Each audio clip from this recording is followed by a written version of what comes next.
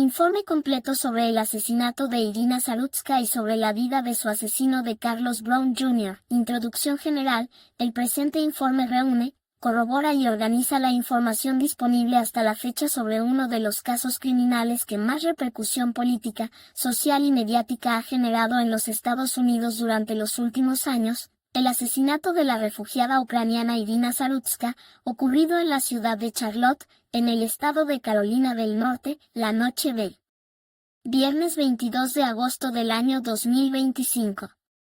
El documento aborda de manera exhaustiva tanto la biografía de la víctima como la trayectoria vital, judicial y clínica del hombre acusado de haberla matado, de Carlos Brown Jr., un hombre con un largo historial de arrestos y con un diagnóstico documentado de esquizofrenia, cuya situación procesal se mantiene, hasta el momento de redactar este informe, suspendida por haber sido declarado reiteradamente incompetente para ser sometido a juicio, tanto en el fuero estatal como en el fuero federal. Se ha corroborado la información aquí expuesta contrastando múltiples fuentes periodísticas, judiciales y enciclopédicas, entre ellas medios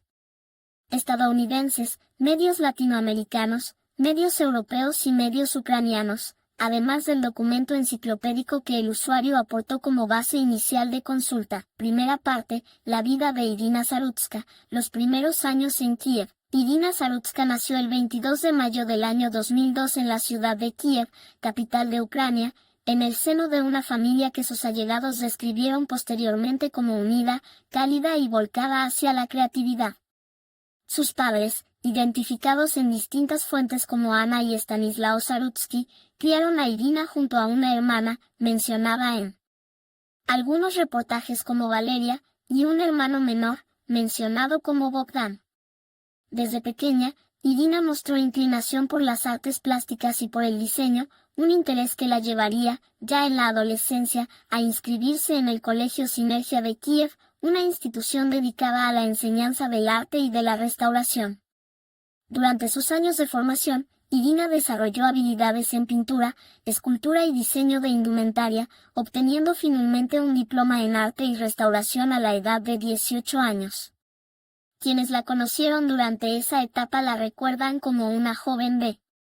personalidad vivaz, generosa con su trabajo artístico, a quien le gustaba compartir sus creaciones con amigos y familiares, y que sentía, además, un amor profundo por los animales, una característica que sus seres queridos subrayarían una y otra vez tras su muerte. La guerra y la huida de Ucrania, la vida de Irina Zarutska, como la de millones de ucranianos, cambió de manera radical a partir del 24 de febrero del año 2022, fecha en que la Federación de Rusia lanzó una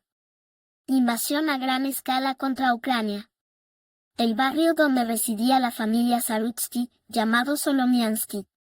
ubicado en la capital ucraniana, se vio sometido a bombardeos como parte de la batalla de Kiev, uno de los primeros grandes enfrentamientos de la guerra.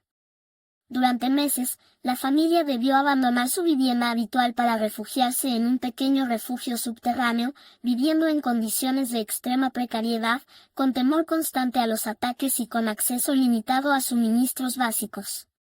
Esta experiencia, de una dureza difícil de exagerar, marcó profundamente a Irina, quien entonces tenía apenas 19 años recién cumplidos. En agosto del año 2022, ante la imposibilidad de sostener una vida normal en medio del conflicto, Irina, su madre, su hermana y su hermano menor decidieron emigrar hacia los Estados Unidos de América, sumándose a la enorme ola de desplazamiento que la guerra generó dentro y fuera de las fronteras ucranianas. El padre de la familia, Stanislao, no pudo abandonar el país junto a ellos, dado que la ley marcial vigente en Ucrania prohíbe la salida de hombres en edad de combatir, es decir, de entre 18 y 60 años, salvo excepciones puntuales. Esta separación forzosa entre padre e hija resultaría, más adelante, en uno de los episodios más dolorosos ligados a la tragedia final de Irina, ya que, según relató una persona vecina de la familia a un medio estadounidense, Stanislao no pudo viajar a los Estados Unidos para asistir al funeral de su hija, Aunque el Servicio Estatal de Guardia Fronteriza de Ucrania desmintió posteriormente parte de esa versión, sin que quedara del todo esclarecido si el padre logró finalmente presenciar la despedida de su hija de alguna manera alternativa. La instalación en Carolina del Norte, al llegar a los Estados Unidos, Irina Zarutska y su familia se instalaron inicialmente junto a parientes, una tía y un tío, en la localidad de Huntersville, dentro del área metropolitana de Charlotte, en el estado de Carolina del Norte. Desde el primer momento, Irina se propuso adaptarse con rapidez a su nuevo entorno, aprendiendo el idioma inglés de manera acelerada y buscando, al mismo tiempo, insertarse en el mercado laboral y educativo local. Entre los años 2023 y 2025, continuó su formación en el Colegio Comunitario Rowan Cabarrús, una institución de educación superior de la región, donde perfeccionó sus habilidades lingüísticas y comenzó a delinear un nuevo proyecto profesional, alejado en cierta medida de las artes plásticas que había cultivado en Kiev, pero conectado con otra de sus grandes pasiones, el cuidado de los animales. En efecto, Irina había manifestado en reiteradas ocasiones su deseo de convertirse en asistente veterinaria, un objetivo que perseguía con dedicación mientras compaginaba sus estudios con un empleo de tiempo parcial en una pizzería local llamada Sepedie, ubicada en el sur de Charlotte. Sus compañeros de trabajo la recordaron, tras su muerte, como una empleada trabajadora, amable y profundamente querida, y la propia pizzería emitió un comunicado público en el que expresó su dolor por la pérdida de quien describieron no solo como una empleada valiosa, sino como una verdadera amiga. La personalidad y las costumbres de Irina. Diversos testimonios recogidos por medios de comunicación estadounidenses, ucranianos y de otras nacionalidades coinciden en describir a Irina Zarutska como una joven de carácter afectuoso, hogareña a pesar de su espíritu aventurero, y con una enorme capacidad de disfrutar de las pequeñas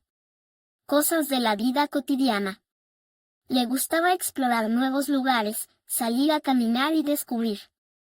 rincones desconocidos de su ciudad de adopción, pero al mismo tiempo, según relató su propia madre, se sentía plenamente feliz cuando estaba en compañía de su familia, en el ámbito íntimo del hogar.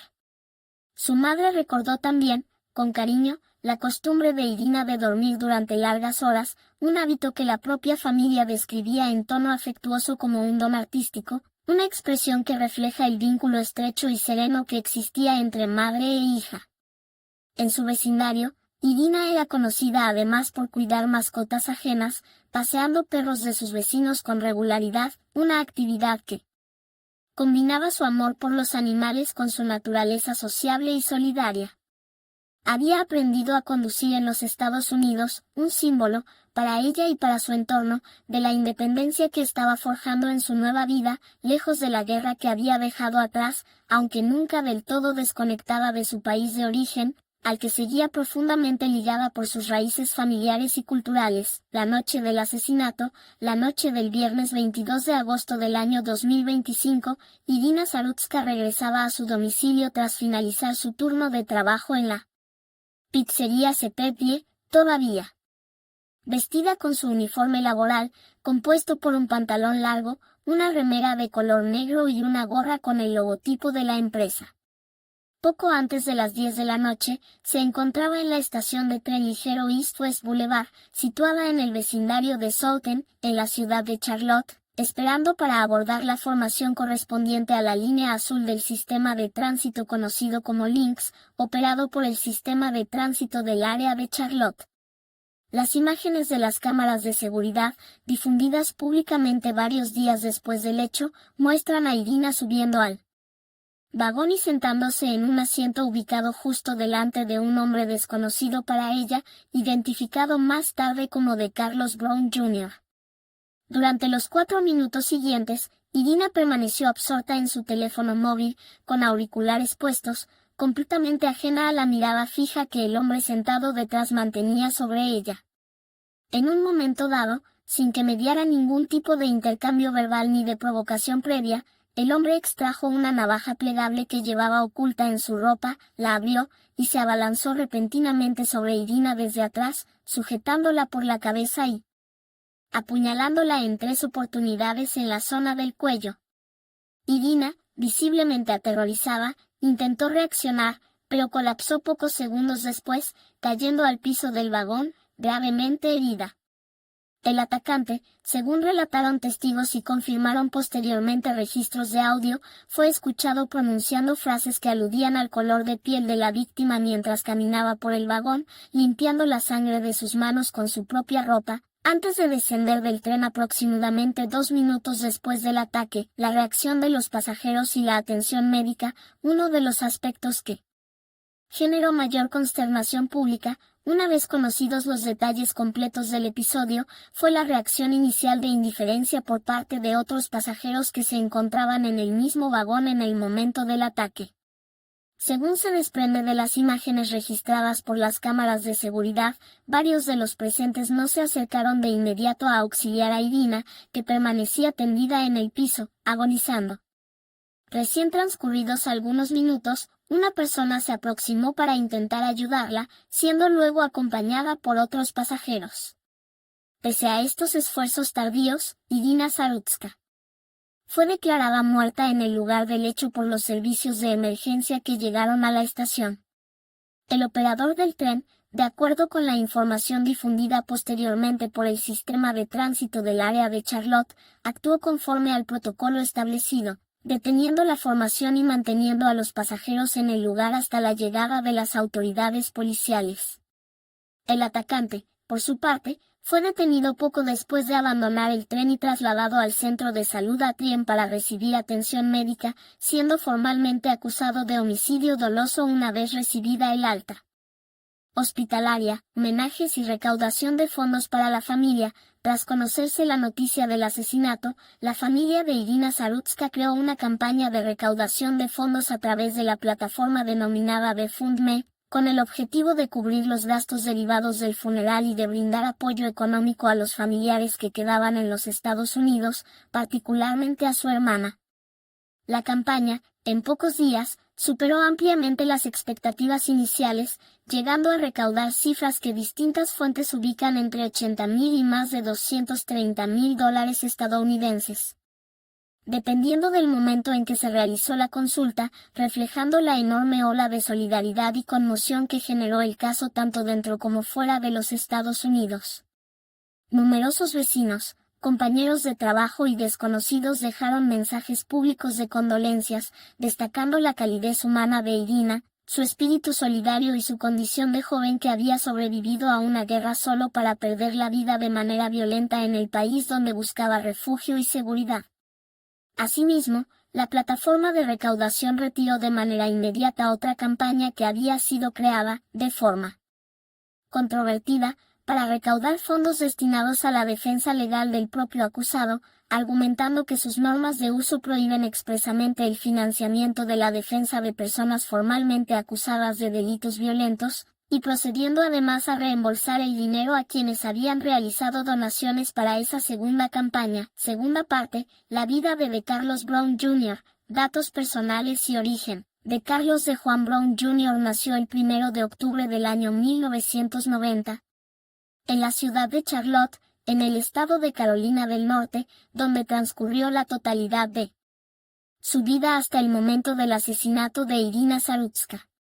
Al momento del ataque, contaba con 34 años de edad, cifra que distintos medios corrigieron posteriormente a 35 años, una vez pasado su cumpleaños durante el desarrollo del proceso judicial en su contra.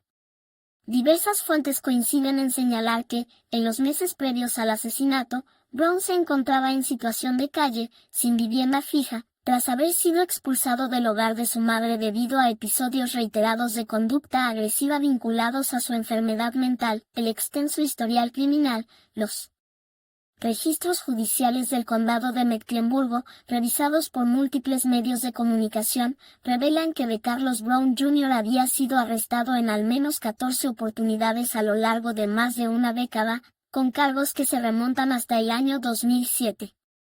Entre los delitos por los cuales fue procesado a lo largo de los años se encuentran el hurto agravado, el robo a mano armada, la posesión ilegal de arma de fuego por parte de una persona con antecedentes penales, el allanamiento de morada, la comunicación de amenazas, el hurto simple y el uso indebido del sistema de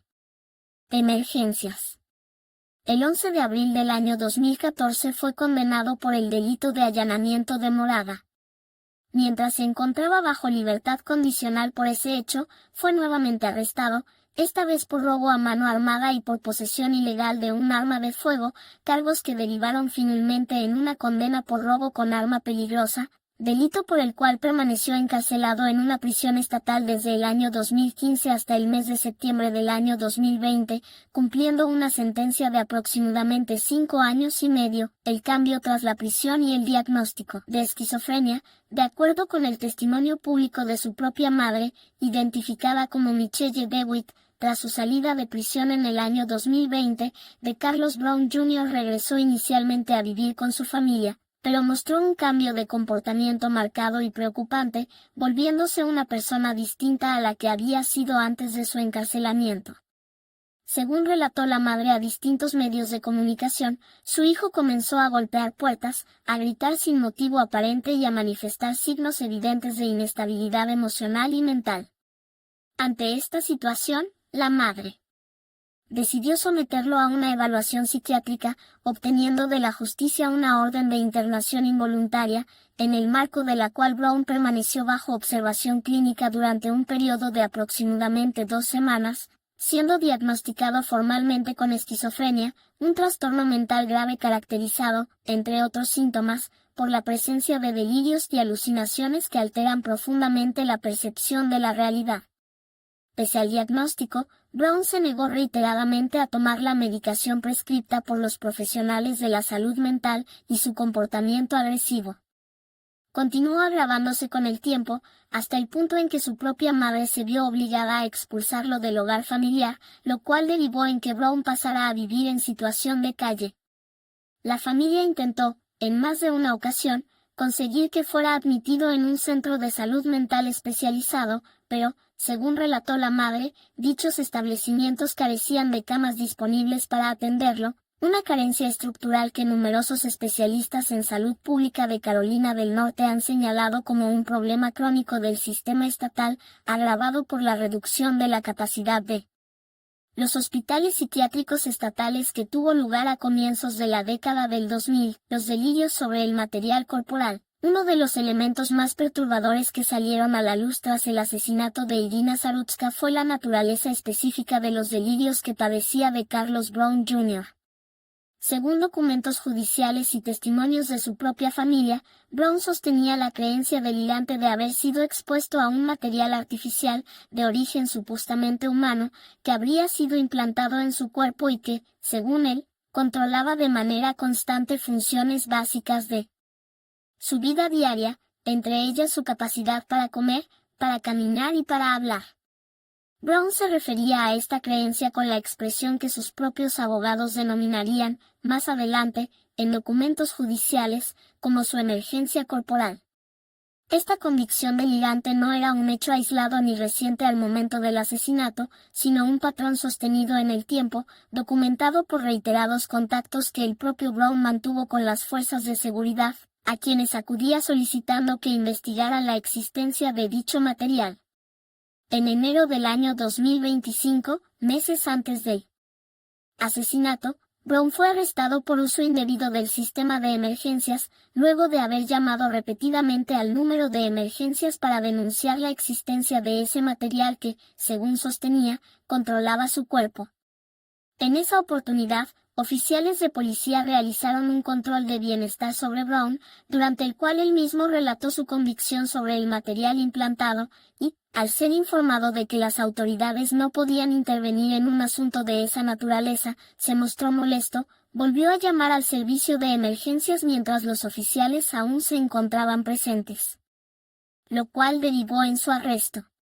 Fue liberado posteriormente bajo una promesa escrita de comparecer ante los tribunales, decisión tomada por una jueza magistrada del condado de Mecklemburgo identificada como Teresa Stokes, y su causa por ese hecho menor todavía se encontraba pendiente de resolución al momento en que asesinó a Irina Zarutska. Las oportunidades perdidas antes del asesinato, diversos análisis periodísticos publicados en los días posteriores al asesinato, entre ellos uno elaborado por la agencia de noticias Prensa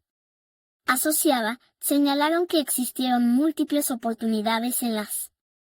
cuales el sistema judicial y el sistema de salud mental de Carolina del Norte podrían haber intervenido de manera más efectiva para evitar que DeCarlos Brown Jr. permaneciera en libertad en la comunidad sin tratamiento adecuado. Se destacó, en particular, el contraste entre la rapidez con la que Brown fue derivado a una evaluación de salud mental luego de ser detenido por el asesinato de Irina Zarutska, en comparación con la demora de más de 6 meses que había existido para ordenar una evaluación similar tras su arresto de enero del mismo año por el uso indebido del sistema de emergencias. Asimismo, se documentó que el Departamento de Policía de Charlotte-Mecklenburgo había mantenido, durante el año 2024, al menos 3 interacciones distintas con Brown, en las cuales se lo derivó a recursos de asistencia social, sin que trascendiera públicamente en qué consistieron exactamente esos recursos ni si Brown efectivamente accedió a ellos. Especialistas consultados por distintos medios coincidieron en señalar que las leyes de internación involuntaria vigentes en Carolina del Norte, así como en la mayor parte de los Estados Unidos, exigen que un tribunal determine que la persona representa un peligro concreto para sí misma o para terceros, un estándar que resulta, en la práctica, difícil de acreditar, incluso en casos donde existen antecedentes de conducta violenta y diagnósticos psiquiátricos claros, lo cual explicaría, en parte, por qué la madre de Brown no logró sostener en el tiempo una internación involuntaria efectiva para su hijo, el estado de 304, con posterioridad al asesinato. Distintos medios de comunicación revelaron un dato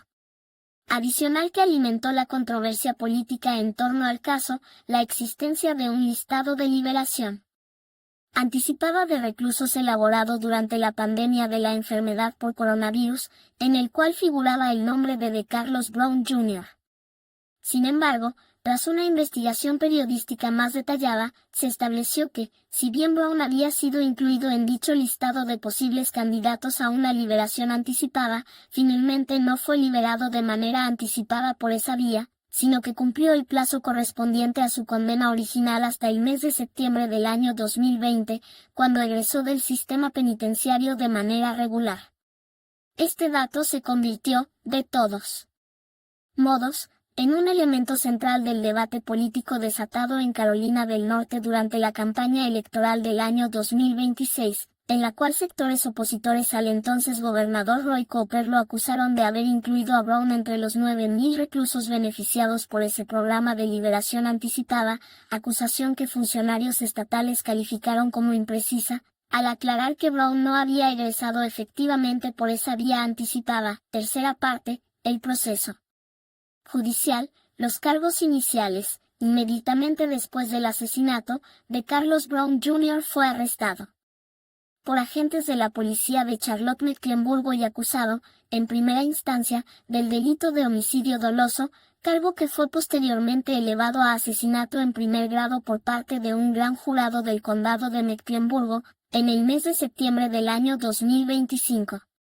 Un juez dispuso que Brown permaneciera detenido sin posibilidad de pagar fianza, dada la gravedad del hecho que se le imputaba. Paralelamente, dado que el ataque ocurrió dentro de un sistema de transporte público de carácter interestatal, el Departamento de Justicia de los Estados Unidos, a través de la Fiscalía Federal para el Distrito Oeste de Carolina del Norte, decidió presentar cargos adicionales en el Fuero Federal, acusando a Brown de cometer un acto de violencia con resultado de muerte dentro de un sistema de transporte masivo, un delito que, bajo la legislación federal estadounidense, puede ser castigado con la pena de muerte. La entonces fiscal general de los Estados Unidos, Pam Bondi, declaró públicamente que se buscaría la pena máxima posible contra el acusado, calificando el crimen como imperdonable y asegurando que Brown jamás volvería a ser un hombre libre. La postura de la familia de Brown, frente al avance del proceso judicial en su contra, la familia de DeCarlos Brown Jr., particularmente su madre, expresó públicamente en reiteradas ocasiones que, si bien lamentaba profundamente la muerte de Irina Zarutska, consideraba que el propio sistema judicial y el sistema de salud mental de Carolina del Norte eran, en gran medida, responsables de lo ocurrido, al no haber garantizado a su hijo un tratamiento psiquiátrico adecuado y sostenido en el tiempo, pese a las reiteradas señales de alarma que la familia había intentado comunicar a las autoridades a lo largo de los años. La madre declaró en distintas entrevistas que su hijo debería haber estado internado en un centro de salud mental mucho tiempo antes de que ocurriera el ataque, y sostuvo que el sistema judicial nunca debió haber permitido que una persona con un historial delictivo y un diagnóstico psiquiátrico tan claro permaneciera libre en la comunidad, sin supervisión ni tratamiento efectivo. Primer hallazgo de incompetencia para ser juzgado. A comienzos del mes de mayo del año 2026, los abogados defensores de DeCarlos Brown Jr., identificados como Megan Hoffman y Joshua Kendrick, presentaron ante la Justicia Federal una moción solicitando formalmente que se evaluara la competencia mental de su cliente para afrontar un proceso judicial. En dicha presentación, la defensa sostuvo que Brown padece una enfermedad mental grave, acompañada de delirios constantes y persistentes centrados en la creencia de que fue expuesto a un material que controla la totalidad de sus movimientos corporales, la misma creencia delirante documentada desde años antes del asesinato. Una evaluación clínica realizada por el Hospital Regional Central concluyó que Brown resultaba incapaz de proceder dentro de un juicio federal, señalando de manera específica que padece una enfermedad mental y un defecto mental, que carece de una comprensión fáctica del sistema legal y de su propia situación jurídica a causa de dicha enfermedad, que es incapaz de tomar decisiones racionales relacionadas con su causa judicial y que no puede colaborar de manera efectiva con su equipo de defensa legal. Sobre la base de esta evaluación, y ante la inminente aceptación judicial de la incompetencia mental del acusado, la Fiscalía Federal decidió modificar la calificación legal del cargo presentado contra Brown, reemplazando la acusación original de asesinato en primer grado por un cargo menos frecuente en la práctica judicial estadounidense, el de ejercer violencia contra un sistema de transporte ferroviario y de transporte masivo con resultado de muerte, cargo que, de todos modos, continúa habilitando la posibilidad de aplicar la pena de muerte en caso de una eventual condena. La audiencia de competencia de junio, el martes 9 de junio del año 2026 se llevó a cabo, ante el juez federal de distrito Kenneth Bell, una audiencia formal destinada a determinar oficialmente la competencia mental de DeCarlos Brown Jr. para afrontar el proceso judicial en su contra. Durante dicha audiencia, celebrada en la ciudad de Charlotte, Brown protagonizó diversas interrupciones y manifestaciones de conducta desordenada, motivo por el cual el juez debió advertirle en más de una ocasión que guardara silencio, mientras el acusado insistía en referirse públicamente a lo que él denominaba una emergencia corporal. Finalmente, el juez Bell resolvió, sin que existiera evidencia contradictoria presentada por ninguna de las partes, que DeCarlos Brown Jr. se encontraba, en ese momento, incompetente para continuar con el proceso judicial en su contra, al padecer una enfermedad o un defecto mental que le impedía comprender la naturaleza y las consecuencias del procedimiento en su contra, así como asistir de manera adecuada a su propia defensa.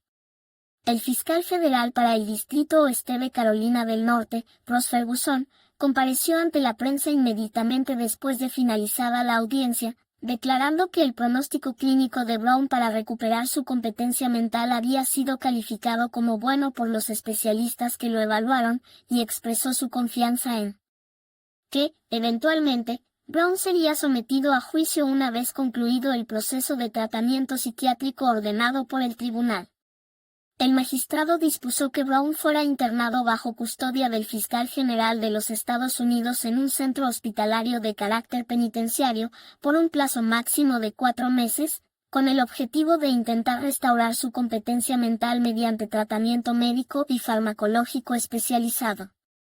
El riesgo de un tratamiento forzado y la posibilidad de libertad, uno de los aspectos más relevantes y, al mismo tiempo, más controvertidos de esta segunda etapa del proceso judicial radica en que, según explicaron tanto los fiscales federales como los propios abogados defensores de Brown, el hallazgo de incompetencia mental no implica de manera automática la liberación del acusado, sino su derivación obligatoria a un establecimiento de salud mental seguro, donde permanecerá bajo custodia mientras continúa el tratamiento psiquiátrico. Sin embargo, los propios fiscales federales advirtieron que Si Brown se niega a recibir la medicación prescripta, el gobierno federal deberá solicitar ante un juez una orden judicial específica que autorice la administración forzada de dicho tratamiento farmacológico, un procedimiento legal complejo y no exento de cuestionamientos constitucionales en el sistema judicial estadounidense. Asimismo, se estableció que, si transcurrido el plazo máximo de 4 meses de internación los especialistas médicos determinan que existe una probabilidad sustancial de que Brown recupere su competencia mental en un futuro previsible, el tribunal podría autorizar un periodo adicional de internación y tratamiento. En cambio, si los profesionales de la salud mental concluyen que la competencia de Brown no puede ser restaurada bajo ninguna circunstancia, el proceso penal en su contra podría eventualmente extinguirse, aunque ello no significaría, según remarcaron los propios fiscales, que Brown recuperaría automáticamente su libertad, dado que, en ese escenario, el gobierno podría solicitar igualmente su internación civil de carácter involuntario, en función del riesgo que su condición represente para la sociedad. Esta posibilidad concreta de que de Carlos Brown Jr. nunca llegue a ser formalmente juzgado ni condenado por el asesinato de Irina Zarutska, precisamente en virtud de su condición de paciente psiquiátrico declarado incompetente para afrontar un proceso penal, constituye uno de los puntos centrales de preocupación y de debate público que rodean a este caso hasta el día de hoy, dado que plantea un escenario en el cual el responsable material de la muerte de la joven ucraniana podría, en definitiva, evitar una condena penal formal, permaneciendo en cambio bajo un régimen de internación civil cuya duración y condiciones futuras resultan, por el momento, inciertas. La suspensión paralela del proceso estatal. Cabe destacar que, mientras se desarrollaba el proceso en el fuero federal, la causa penal iniciada en el fuero estatal de Carolina del Norte, en la cual de Carlos Brown Jr. también enfrenta formalmente una acusación de asesinato en primer grado, permanece igualmente suspendida, a la espera de que se resuelva primero la situación procesal en el ámbito federal. Carolina del Norte mantiene, desde el año 2006, una moratoria de facto respecto de la aplicación efectiva de la pena de muerte, lo cual implica que, aun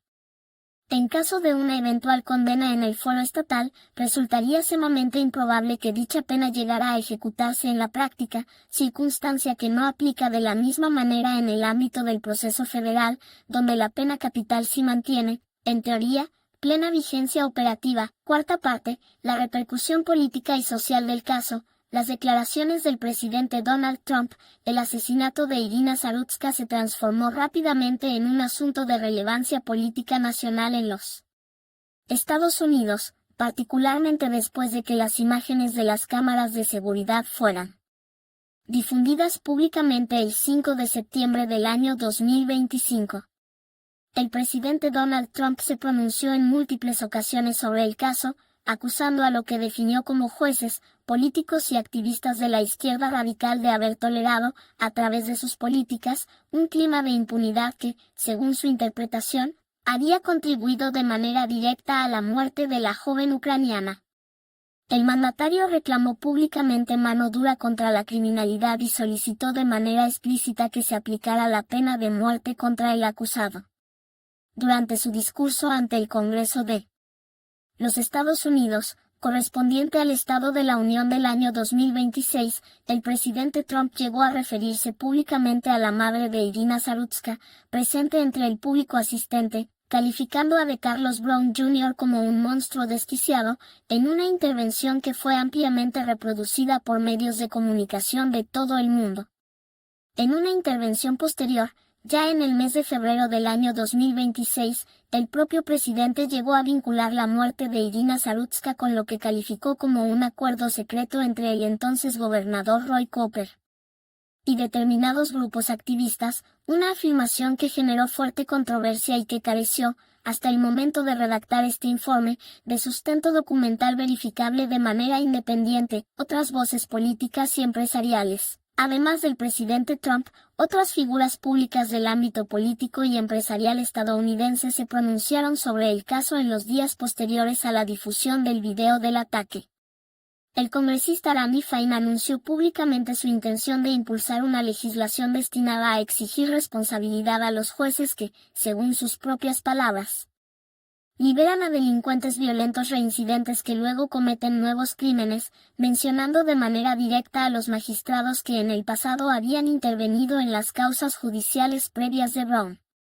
El empresario Elon Musk, por su parte, se manifestó públicamente a través de redes sociales, señalando la necesidad de modificar la legislación vigente y solicitando que se identificara públicamente a los fiscales y jueces que, en su opinión, habían permitido que un delincuente con semejante historial permaneciera libre en la comunidad.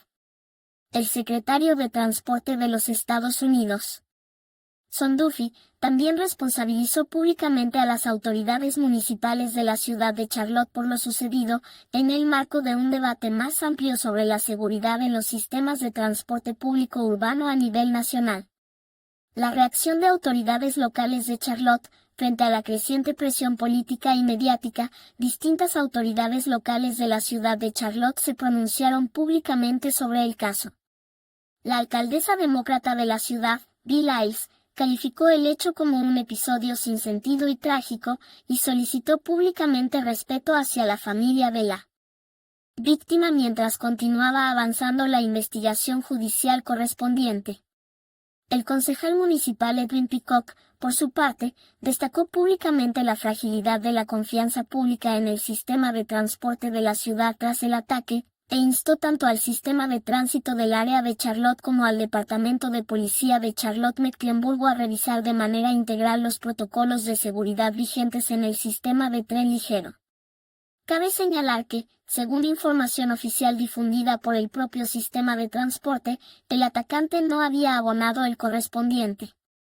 boleto de viaje al momento de subir al tren, un dato que las propias autoridades locales reconocieron públicamente, señalando que la entidad se encontraba trabajando en nuevas estrategias destinadas a mantener alejados del sistema de transporte público a las personas que evaden sistemáticamente el pago de la tarifa correspondiente. Consecuencias institucionales sobre el sistema de transporte. Como consecuencia directa del asesinato de Irina Zarutska, el sistema de tránsito del área de Charlotte anunció públicamente una serie de medidas orientadas a reforzar la seguridad dentro de su red de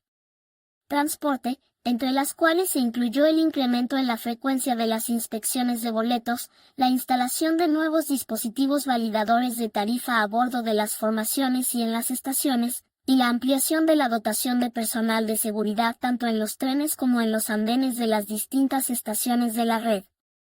Asimismo, la propia entidad de transporte dispuso, con carácter permanente, la prohibición de uso de su red por parte de Carlos Brown Jr., una medida de carácter simbólico dado que el acusado permanece, de todos modos, bajo custodia estatal desde el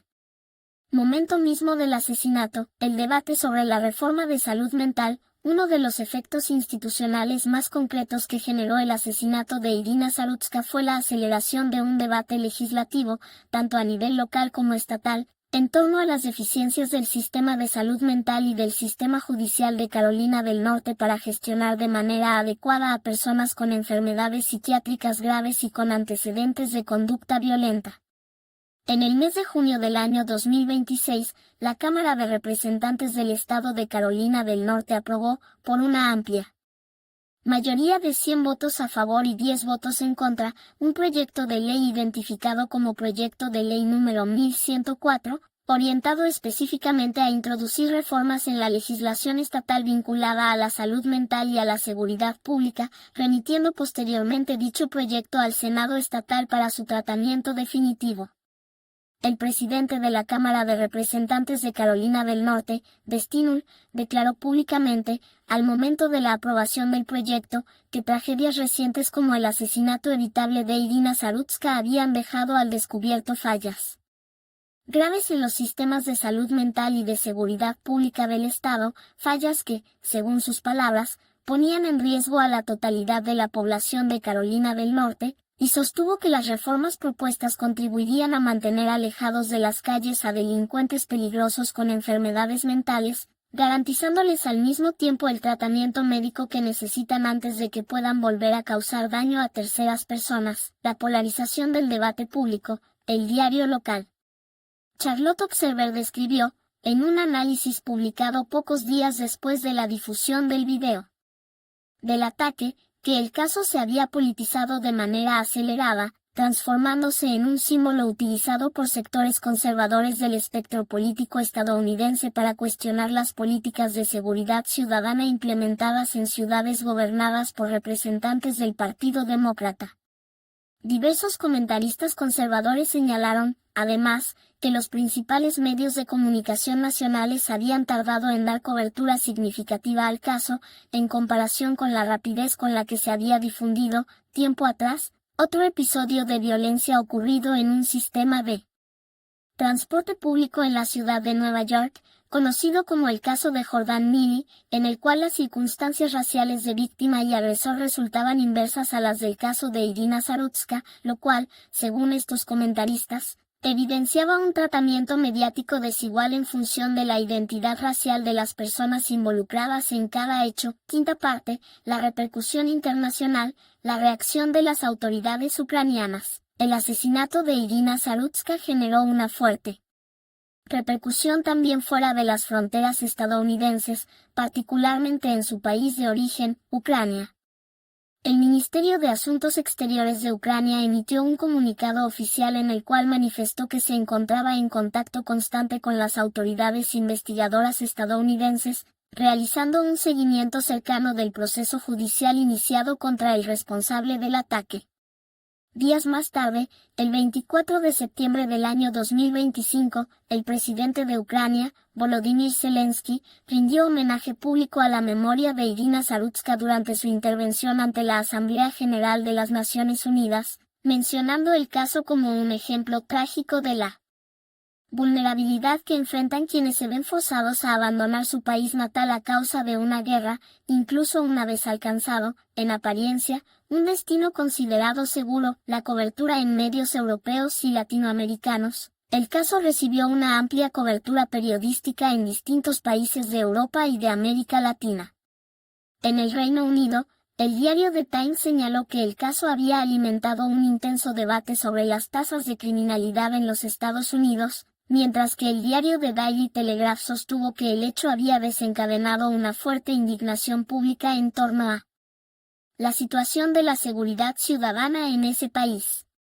En Francia, el medio digital Atlántico publicó un artículo en el cual se señalaba que la contención inicial mostrada por ciertos medios de comunicación y por determinados responsables políticos había alimentado la exasperación de una parte importante de la opinión pública. En América Latina, medios de comunicación de países como Perú, Colombia, Honduras, República Dominicana, Uruguay, Guatemala y España, entre otros, dieron amplia cobertura al caso, muchos de ellos incorporando además declaraciones textuales del propio presidente Trump, exigiendo mano dura contra la criminalidad. Un artículo publicado en un medio guatemalteco, en particular, estableció un paralelismo entre la reacción de indiferencia inicial de los pasajeros presentes en el vagón donde fue atacada Irina Zarutska y otro episodio de violencia política ocurrido casi simultáneamente en los Estados Unidos, reflexionando sobre lo que definió como una ausencia de fraternidad humana hacia la víctima por parte de sus compañeros de viaje. Un análisis similar fue publicado en un medio español, que subrayó igualmente la falta de auxilio inmediato hacia Irina Zarutska por parte de quienes viajaban junto a ella en el momento del ataque. Sexta parte, consideraciones finales, un caso que continúa abierto. Al momento de la elaboración del presente informe, la situación judicial de Carlos Brown Jr. permanece, en los hechos, en un punto de profunda incertidumbre. Declarado formalmente incompetente para ser sometido a juicio tanto en el foro estatal como en el foro federal, el acusado se encuentra actualmente bajo tratamiento psiquiátrico forzoso dentro de un establecimiento hospitalario de carácter penitenciario, con la posibilidad concreta de que, en caso de que dicho tratamiento resulte exitoso, sea eventualmente sometido a juicio en el futuro, o bien, en caso contrario, permanezca bajo un régimen de internación civil involuntaria por tiempo indeterminado, sin llegar jamás a enfrentar una condena penal formal por el homicidio de Irina Zarutska. Esta posibilidad, lejos de resultar un tecnicismo menor, constituye el eje central de la preocupación expresada tanto por la familia de la víctima como por amplios sectores de la opinión pública estadounidense, que perciben en este desenlace posible una nueva manifestación de las mismas fallas estructurales del sistema de salud mental y del sistema judicial que, según numerosos análisis periodísticos y declaraciones de funcionarios locales, ya habían permitido, en el pasado, que de Carlos Brown Jr. permaneciera libre en la comunidad pese a un historial extenso de arrestos y a un diagnóstico psiquiátrico claramente documentado, el legado de Irina Zarutska. Más allá de la intensa disputa política que rodeó al caso desde el mismo momento en que se difundieron las imágenes del ataque, resulta importante no perder de vista la dimensión estrictamente humana de la tragedia, la historia de una joven mujer que sobrevivió a los horrores de una guerra en su país natal, que emprendió un largo camino de adaptación en un país extranjero, aprendiendo un nuevo idioma, forjando nuevas amistades y persiguiendo con dedicación un proyecto de vida propio, vinculado a su amor por los animales y a su formación artística previa, y que vio ese proyecto truncado de manera abrupta y violenta, en un episodio que, de acuerdo con la información disponible hasta el momento, careció de cualquier tipo de provocación previa por parte de la víctima. La memoria de Irina Zarutska continúa siendo evocada,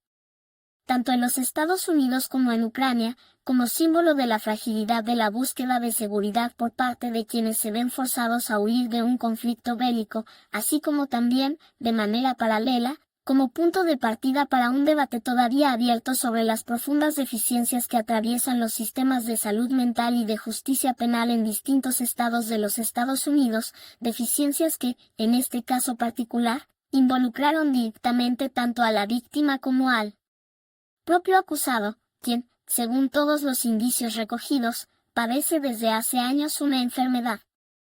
mental grave que jamás recibió, por parte del Estado, el tratamiento sostenido y adecuado que hubiera podido, eventualmente, evitar el desenlace fatal ocurrido aquella noche de agosto en la estación East West Boulevard de la ciudad de Charlotte. Séptima parte. Datos adicionales corroborados sobre la investigación, los resultados de la autopsia. Meses después de ocurrido el asesinato, se conoció públicamente parte del contenido del informe de autopsia realizado sobre el cuerpo de Irina Zarutska. Documento que confirmó de manera oficial que la joven había recibido 3 heridas de arma blanca, todas ellas concentradas en la zona del cuello, coincidiendo de manera precisa con lo que ya se había podido observar en las imágenes de video difundidas previamente por las autoridades. El informe forense contribuyó a despejar cualquier duda técnica sobre la mecánica exacta del ataque, confirmando que se trató de un episodio breve, repentino y extremadamente violento, sin que existiera posibilidad alguna de que la víctima pudiera anticiparlo o evitarlo dada la posición en la que se encontraba sentada dentro del vagón, de espaldas a su agresor. La investigación policial y la solicitud de colaboración ciudadana, el Departamento de Policía de Charlotte-Mecklenburgo, a través de su unidad de homicidios, encabezada por el detective identificado con el apellido Burr, mantuvo abierta durante meses una línea de investigación complementaria, solicitando públicamente la colaboración de cualquier persona que pudiera aportar información adicional relevante sobre lo sucedido aquella noche, pese a que la identidad del agresor y las circunstancias centrales del hecho habían quedado establecidas desde el primer momento gracias a las imágenes de las cámaras de seguridad y a la rápida detención del sospechoso. Las autoridades policiales, hasta el momento de redactar este informe, no han revelado públicamente un motivo concreto y definitivo para el ataque, más allá de la explicación vinculada al estado de salud mental del acusado y a sus delirios persistentes sobre el supuesto material implantado en su cuerpo. La comparación con otros casos de repercusión nacional, el asesinato de Irina Zarutska fue objeto, en distintos momentos posteriores a su ocurrencia, de comparaciones públicas con otros episodios de violencia igualmente resonantes en la opinión pública estadounidense. Entre Ellos, se destacó la disparidad observada entre el monto recaudado a través de campañas de financiamiento colectivo destinadas a distintas familias de víctimas de hechos violentos ocurridos en un periodo de tiempo relativamente cercano, lo cual generó un intenso debate en redes sociales sobre la manera desigual en que determinadas tragedias logran captar la atención y la solidaridad económica del público general, en comparación con otras, en función de factores tales como la cobertura mediática recibida, el contexto político del hecho o las características particulares de cada víctima y de cada familia afectada. Asimismo, medios especializados en analizar la cobertura mediática de sucesos violentos señalaron que el caso de Irina Zarutska guardaba ciertos paralelismos, en términos del debate público generado, con otro homicidio ocurrido meses más tarde en el estado de Nueva York, el de un joven identificado como Henry Novak, episodio que algunos comentaristas intentaron vincular discursivamente al caso de la joven ucraniana como parte de una narrativa más amplia sobre inseguridad en los sistemas de transporte público estadounidenses. Los homenajes públicos en la ciudad de Charlotte. En los días posteriores al asesinato, la comunidad de Charlotte organizó distintos actos públicos en memoria de Irina Zarutska. El 31 de agosto del año 2025 se realizó una vigilia con velas en la ciudad, en homenaje tanto a Irina como a otras víctimas recientes de hechos de violencia relacionados con el sistema de transporte público local. Posteriormente, el 22 de septiembre del mismo año, tuvo lugar una segunda vigilia con velas, esta vez organizada por el Partido Republicano del Condado de Mecklemburgo, celebrada precisamente en la estación East West Boulevard, el mismo lugar donde había ocurrido el ataque un mes antes, en un acto que reflejó, una vez más, la fuerte carga política que había adquirido públicamente el caso desde sus primeros días. La elección municipal de Charlotte del año 2025, el asesinato de Irina Zarutska tuvo lugar apenas semanas antes de la celebración de elecciones municipales en la ciudad de Charlotte, circunstancia que contribuyó a que la seguridad en el transporte público y el funcionamiento del sistema judicial local se transformaran en ejes centrales del debate electoral de aquel año. Diversos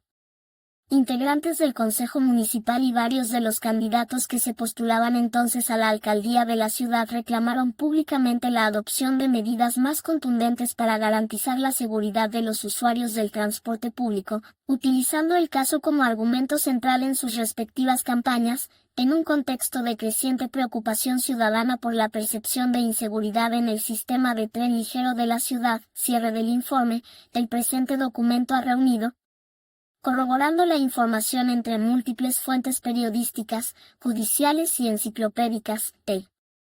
conjunto de datos disponibles hasta la fecha sobre la vida de Irina Zarutska y sobre la vida, el historial delictivo y la situación clínica y judicial de Carlos Brown Jr., incorporando además la totalidad del contenido aportado por el usuario a través del documento enciclopédico adjuntado como base inicial de consulta. Dado que tanto el proceso judicial como el tratamiento psiquiátrico del acusado permanecen abiertos y en pleno desarrollo al momento de redactar este informe, resulta previsible que en los próximos meses se produzcan nuevas novedades relevantes vinculadas tanto a la eventual restauración de la competencia mental de Carlos Brown Jr. como a la continuidad del debate legislativo sobre reforma de salud mental impulsado en Carolina del Norte a raíz de este caso, novedades que podrán ser incorporadas en futuras actualizaciones de este mismo informe. Postdata, no sé quién eras realmente, pero eres el símbolo diario de eso que llamamos crueldad humana. Quizás algún día, los seres humanos, dejemos de ser crueles bestias, vestidas de corderos. Donde quiera que ahora estés, te deseo lo mejor.